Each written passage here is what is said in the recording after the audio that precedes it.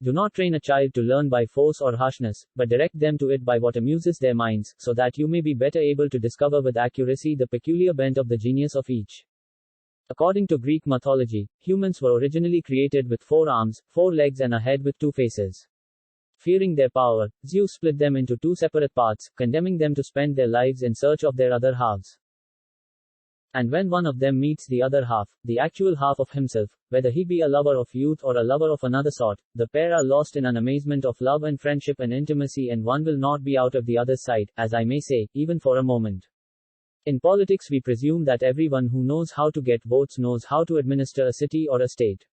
When we are ill, we do not ask for the handsomest physician, or the most eloquent one.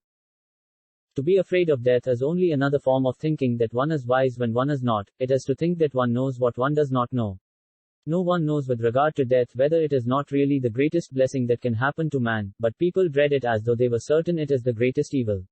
When a person meets the half that is his very own, whatever his orientation, whether it's to young men or not, then something wonderful happens. The two are struck from their senses by love, by a sense of belonging to one another, and by desire, and they don't want to be separated from one another, not even for a moment. For to fear death, my friends, is only to think ourselves wise without really being wise, for it is to think that we know what we do not know. For no one knows whether death may not be the greatest good that can happen to man.